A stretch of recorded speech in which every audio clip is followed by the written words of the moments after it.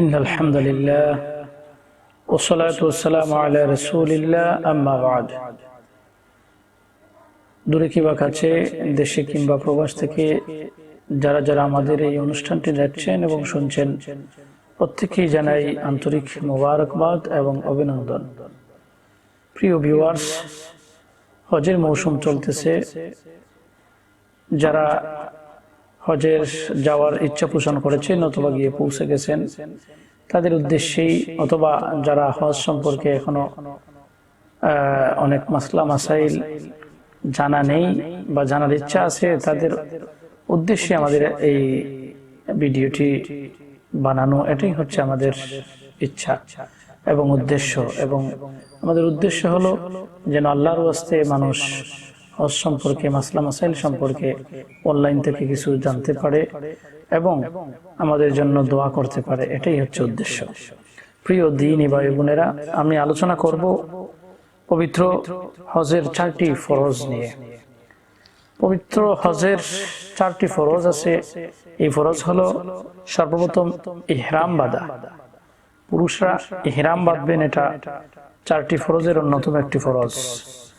এবং তালবিয়া পাঠ করা, লাব্বাইক আল্লাহুম্মা লাব্বাইক লাব্বাইক লা শারীকা লাক লাব্বাইক ইন্নাল হামদা ওয়ান নি'মাতা লাকা ওয়াল মুলক লা শারীকা লাক। এই তালবিয়াটি পাঠ করা এটাও ফরজের অন্যতম একটি ফরজ। এবং 3 নম্বর হলো আরাফার ময়দানে অবস্থান করা, অর্থাৎ 9 জিলহজ আরাফার মাঠে অবস্থান করা আমাদের উপর হজের একটি ফরজের মধ্যে অন্যতম, 4টি ফরজের মধ্যে অন্যতম একটি ফরজ। এবং শেষ হচ্ছে তাওয়াফে জিয়ারত, অর্থাৎ আরাফার মাঠ থেকে 10 জিলহজ আমরা যখন চলে আসব, এটা তাওয়াফে জিয়ারত, অর্থাৎ আমরা এখানে কাবা তাওয়াফ করব 10, 11 এবং 12, এই 3 দিনের ভিতরেই তাওয়াফ করতে হবে। তবে 10 জিলহজ এখানে কাবা অর্থাৎ তাওয়াফে জিয়ারত করা উত্তম। এই হচ্ছে 4টি ফরজ। এবং ফরজের সাথে সাথে আমি ওয়াজিব সমূহ উল্লেখ করতে চাই। ওয়াজিব 20টি ওয়াজিবের আলোচনা বিভিন্ন কিতাবে বিভিন্ন ধরনের আলোচনা আছে।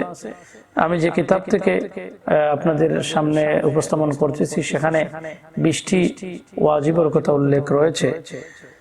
ওয়াজিব হচ্ছে 20টি, এর মধ্যে নির্দিষ্ট জায়গা তথা মিকাত থেকে ইহরাম পড়া, অর্থাৎ আপনি যখন আমরা বাংলাদেশ থেকে যাই, বাংলাদেশ থেকে গেলে আমাদের মিকাত হচ্ছে ইয়া লামলাম, অর্থাৎ বিমানের মধ্যেই আমরা ইহরাম পরিধান করি।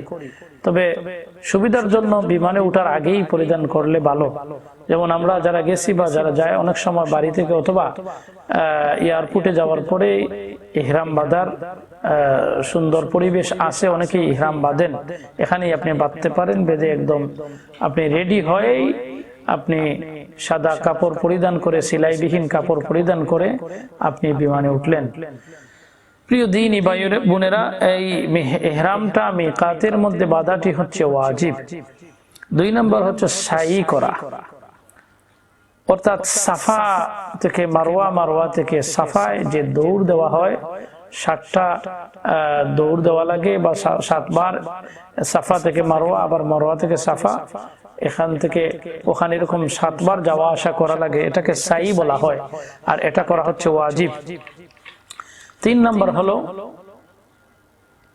ওয়াজিবের মধ্যে অন্যতম ওয়াজিব হলো আমরা সাফা মারওয়ার যে সাই করব, এটা সাফা থেকে শুরু হবে, সাফা পাহাড় থেকে শুরু হবে এবং মারওয়া থেকে নয়, সাফা থেকে শুরু হবে। এটা আরেকটি ওয়াজিব। 4 নম্বর হচ্ছে তাওয়াফের পর সাই করা, অর্থাৎ আগে তাওয়াফ করা, তাওয়াফে জিয়ারতের পরেই সাই করা। এবং 5 নম্বর হচ্ছে সূর্যাস্ত পর্যন্ত উকুফে আরাফা করা, অর্থাৎ আমরা হজের ফরজের মধ্যে অন্যতম যে ফরজটি, আমরা আরাফার ময়দানে গিয়ে উপস্থিত হই। এই আরাফার ময়দানে আমরা সূর্যোদয় থেকে সূর্যাস্ত পর্যন্ত অবস্থান করাটা হচ্ছে ওয়াজিব। 6 নম্বরে হচ্ছে আমরা আরাফার মাঠ থেকে মুজদালিফায় আমরা যাই। এই মুজদালিফায় যাওয়া বা অবস্থান করা এটা ওয়াজিব। এবং 7 নম্বর হচ্ছে মাগরিব এবং এশার নামাজ। মাগরিব এবং এশার নামাজ একত্রে আপনি আরাফা থেকে মুজদালিফায় অবস্থান করার পরে মুজদালিফায় গিয়ে মাগরিব এবং এশার নামাজ একত্রে আদায় করা, এটা হচ্ছে ওয়াজিব। 8 নম্বর হচ্ছে 10 তারিখ শুধু জামারায়ে আকবারে অর্থাৎ বড় শয়তানকে কঙ্কর বা পাথর নিক্ষেপ করা 10 তারিখ। এরপরে হলক তথা মস্তকের অর্থাৎ মাথা মুন্ডন করা। এবং 10 নম্বর হচ্ছে কুরবানির পর মাথা কামানো কিংবা চুল ছাটা, অর্থাৎ তাওয়াফে কুরবানির পরে মাথা মুন্ডন করা, এটা হচ্ছে ওয়াজিব। 11 নম্বর হলো কিরান এবং তামাত্তু হজ পালনকারীর জন্য কুরবানি করা। 12 নম্বর তাওয়াফ ও হাতিমের বাহির দিক দিয়ে তাওয়াফ করা। তাওয়াফ করার সময় যে খানে কাবার সাথে যে হাতিম আছে, হাতিমের বাহির থেকে তাওয়াফ করা, এটা হচ্ছে ওয়াজিব। এবং ডান দিক থেকে তাওয়াফ শুরু করা, এটা ওয়াজিব। বিশেষ অসুবিধা না থাকলে পায়ে হেঁটে তাওয়াফ করা, এটা হচ্ছে ওয়াজিব। এবং অজুর সঙ্গে তাওয়াফ করা, এটা ওয়াজিব। 16 নম্বর তাওয়াফের পর 2 রাকাত নামাজ পড়া, এটা ওয়াজিব। আমরা সবাই জানি আল্লাহ কোরআনে কারীমের মধ্যে বলেছেন ওয়াত্তাখিযু মিন মাকাম ইব্রাহিমা মুসাল্লা, যে ইব্রাহিমের মাকাম ইব্রাহিমের সামনে আমরা নামাজ আদায় করব, এটা কোরআনের ঘোষণা। এখানে এসেছে যে তাওয়াফের পরে 2 রাকাত নামাজ মাকাম ইব্রাহিমকে সামনে রেখে আদায় করা, এটা ওয়াজিব। তাওয়াফের সময় 17 ডাকা থাকা, অর্থাৎ পরিপূর্ণ নাভি থেকে হাঁটুর নিচ পর্যন্ত পুরুষের 17 ডাকা থাকবে এবং মহিলা যারা তাদের বোরকা পরিধান পরিপূর্ণভাবে তারা